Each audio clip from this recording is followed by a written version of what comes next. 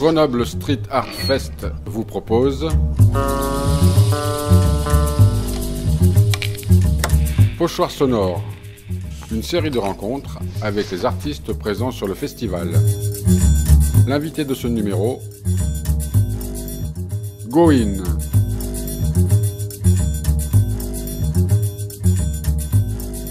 Eh bien c'est parti, bonjour, nouveau numéro de ce Street Art Festival de Grenoble 2017. Aujourd'hui nous avons la chance d'être en compagnie de Goin. Nous sommes sur le parking à étage, juste en face du Mime Marceau de Lister et à côté de la révolutionnaire de Ernst. Goin, bonjour. Bonjour. Alors d'abord, merci d'être là.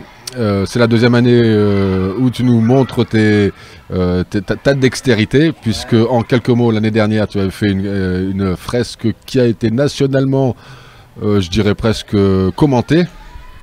Ouais, tout à fait, ouais. Bon, bah, écoute, on fait ce qu'on peut, hein. Esterné, tu restes dans la même verbe, c'est toujours très politique, mais en même temps très pictural et, j'allais presque dire très artistique, mais j'aimerais pas te cirer les pompes. Ouais, tout à fait, l'art passe après, hein. Le message, c'est le premier truc, de toute façon, et puis essayer de faire bouger les choses, essayer de provoquer le débat sur des trucs qu'on veut pas voir, qu'on fout sous le tapis. Voilà. Alors je te remercie quand même d'être avec nous, parce que tu fais très peu, si ce n'est jamais, d'interviews, sauf par écrit. Ouais, tout à fait. Là, ça va que c'est toi. Merci de m'accepter à côté de toi. Alors, cette année, tu nous fais quelque chose, une fresque qui fait pas loin de 10 mètres par 10 mètres, là. Ouais, c'est ça, ouais, 8 par 8. 8 par 8, avec un fond très sombre, qui peut peut-être nous parler du côté sombre de l'humain et de la société. Ouais, tout à fait. Après, tu vois comme tu veux les couleurs, mais écoute, c'est pas spécialement le noir, mais c'est le sujet. De toute façon, peu importe les couleurs, peu importe la forme. Après, avoir quelque chose de fort, graphiquement, voilà, c'est mon fond de commerce pour faire passer les messages, hein, parce que l'image est encore un des moyens les plus puissants d'interpeller. Alors nous y reviendrons, mais d'abord, Goin, d'où viens-tu et qu'est-ce qui t'a amené à la peinture, toi? Pouah. Alors, je vais pas trop ce qui m'a amené, c'est la révolte par rapport à ce monde et cette société, voilà, qui est certainement assez pourrie sur certains côtés, même si on est en France et que tout est joli. Voilà, baissons pas les bras et essayons de faire changer certaines choses et avancer, évoluer, quoi. L'humanité est encore un petit bébé, quoi. Alors toi, tu as un style assez particulier, hein, qui se reconnaît parmi plein d'autres, on les appelle comment, des pocheurs, des utilisateurs de pochoirs. Pochoiriste, ouais, graffeur, ouais, pochoiriste, principalement à la base. T'as démarré immédiatement par ça, ou d'abord t'avais fait peut-être du lettrage ou autre chose? Ouais, non, c'était une de mes premières techniques, bien sûr que j'ai testé la bombe comme tout le monde, freehand avant, mais bon. Voilà, pour une question de rapidité, d'efficacité graphique, voilà. Parce que quand tu poses, voilà, si tu poses pas... si tu veux poser dans des endroits un peu risqués, ça va vite.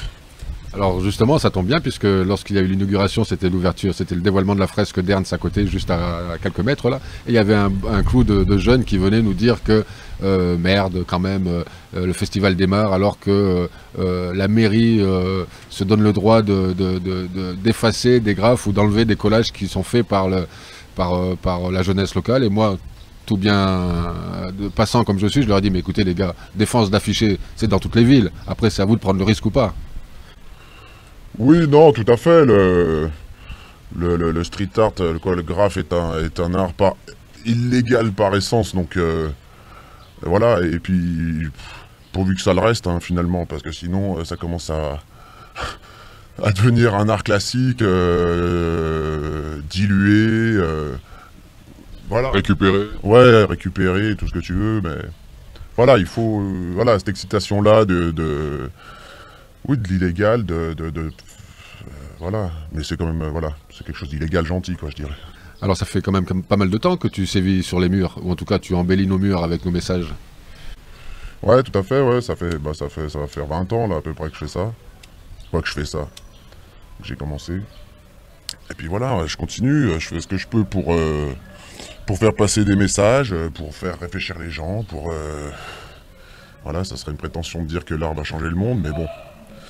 Ça peut pousser à la réflexion. Ça peut pousser à la réflexion, en tout cas, et provoquer le débat, quoi. Comme l'année dernière, c'était assez marrant, quoi. Alors pour ceux qui ne s'en rappelleraient pas, c'était la fresque qui était juste en face de l'entrée de la gare de Grenoble et où une Marianne... Le problème, d'après ce que j'avais vu, moi, c'était que les gens n'avaient pas vu complètement la fresque parce qu'il y avait une pile de livres qui parlaient de la Constitution française, il y avait cette Marianne qui protégeait des gens et tout le monde s'est focalisé sur les CRS qui attaquaient la Marianne.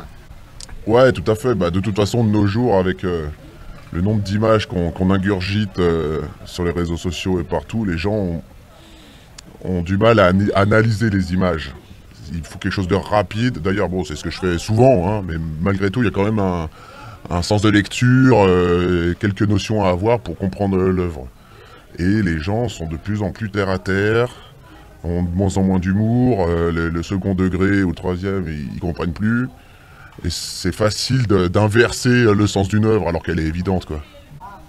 Et cette année, cette œuvre que tu nous proposes, c'est il y a une colombe de la paix, il y a une jeune fille, peut-être une jeune femme avec un gilet de sauvetage orange que l'on voit sur tous les migrants qui se perdent en mer et qui sont récupérés sur les côtes italiennes et autres, et croates même, et qui a malgré tout un disque de saint qui est modifié avec du barbelé. Ouais, bah t'as tout dit. Après, ça, toi, pour analyser la chose, c'est pas si difficile, quoi. Il y a le barbelé, voilà. On voit pas toutes les épines, mais il y en a 12. Ça peut représenter l'Europe, ça représente les frontières. Et en même temps, il y a la colombe, cette réfugiée qui soit va partir de chez elle, soit elle arrive. Donc il y a quelque chose d'espoir dedans, malgré tout. Et voilà, on peut pas laisser crever ces gens comme ça en mer. On est le pays des droits de l'homme. Il faut qu'on se réveille, quoi. Est-ce que ça veut dire que quand tu as démarré, quand tu as fait ta proposition de fresque, tu étais parti directement là-dessus? Ou est-ce que d'abord tu avais prévu de faire quelque chose peut-être sur les migrants, mais au fur et à mesure que tu rentrais dans ta réflexion, tu t'es dit, bah, qu'est-ce qui peut être le plus simple et le plus vite compréhensible?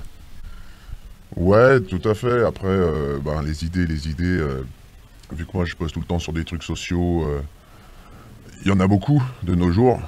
Je dirais dans un monde parfait, j'aurais pas sens d'exister, je peinerais pas, quoi. Je serais chez moi et je serais bien. Donc voilà, tant qu'il y aura des problèmes, je serai là pour les mettre au grand jour. Et voilà, cette fresque, elle est née de l'actualité principalement, hein. J'invente rien finalement. Mais tu n'inventes rien, mais j'en parlais l'autre jour avec un des graffeurs qui est sur le festival et j'avais tendance à m'apercevoir que la plupart aujourd'hui des graphes qui sont exécutés sont moins politiques, moins tournés vers la réflexion et plus tournés vers l'art pour le beau pour l'art, tu vois, quelque chose qui est plus onirique, plus poétique, plus, je dirais presque passe-partout.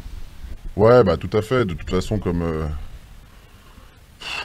tous les milieux, je sais pas, les engagés, il y en a pas tant que ça, quoi, parce que c'est pas facile, tu te fais souvent taper dessus, tu te fais souvent critiquer. Les gens aiment bien être chez eux et puis pas voir la merde qu'il y a autour. Donc quand tu leur fous sous le nez, des fois ça peut être violent, juste une peinture, quoi. Le syndrome de Stendhal, il existe encore et c'est ce que j'essaie de faire avec ça, quoi. Est-ce l'une des raisons pour lesquelles tu restes anonyme, incognito? Ouais, évidemment, ouais. Bah, c'est sûr que quand tu t'attaques à des sujets assez chauds, voilà, après c'est pas qu'un problème d'État que tu dois craindre, avec toutes les multinationales et tous ces gens-là qui ont plus de pouvoir maintenant, et des méthodes un peu moins catholiques. Donc voilà, vaut mieux se protéger, quoi. Et puis en même temps, voilà, l'art c'est la peinture qui compte, quoi. Poser, faire voir la personne, peu importe peu en fait. Et ce travail que tu as exécuté, il est aussi à double destination. Un, ce graphe pour la personne qui sont les citoyens grenoblois, mais pas que, qui passeraient à proximité. Et deux, aussi pour ces migrants. Ouais, tout à fait. Donc c'est une œuvre, bien sûr, à Grenoble. Donc voilà, ça va faire réfléchir des gens localement, tout ça. Après, on est certainement assez loin de tout ça. Mais je vous cette œuvre a plutôt un écho international. et pour faire connaître cette cause, parler de cette cause, et voilà, ouais. D'ailleurs, tu as l'intention de faire aussi des prints de ce graphe qui seront à moitié payés, enfin en tout cas, la moitié de la vente reviendra pour toi certainement, et l'autre moitié pour une association d'aide aux migrants en mer. Ouais, tout à fait. Donc ouais, j'ai fait une série de 100 prints de cette œuvre, qui sera vendue donc à l'ancien musée de peinture à Space Junk, et sur mon site, et dont 50% des bénéfices retourneront au MOAS.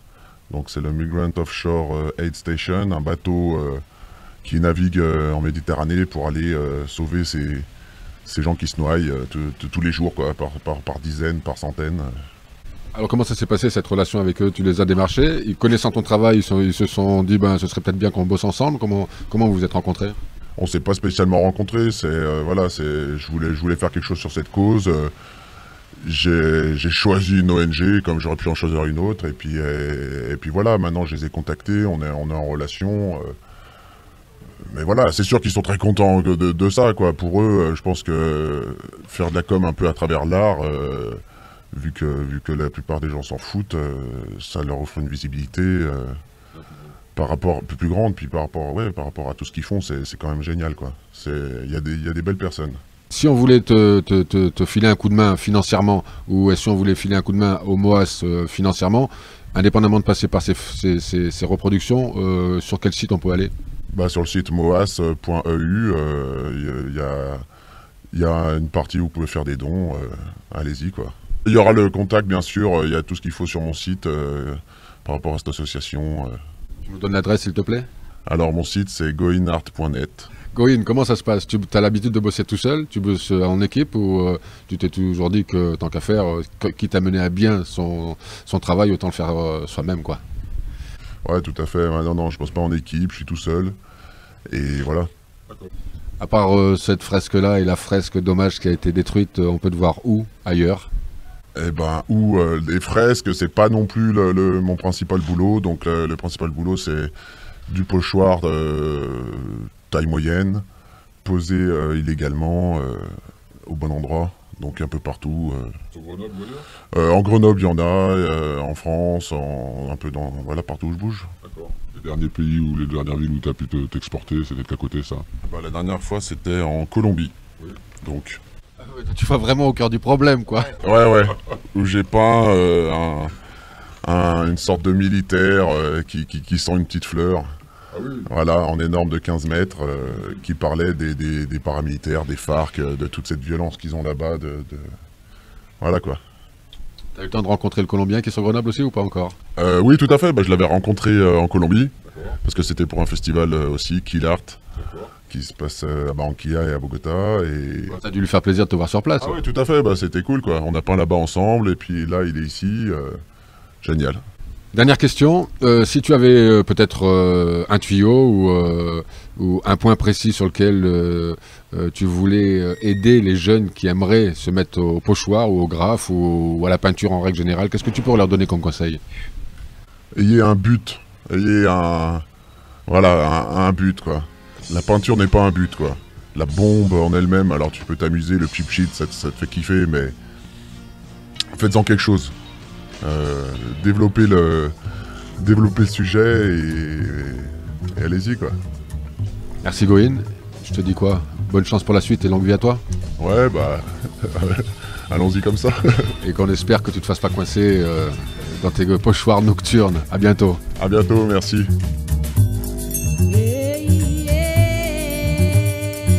Ce numéro de Pochoir sonore est terminé. Réalisation Bruno Ravinsky pour Space Junk Art Centers. A très bientôt pour une nouvelle rencontre.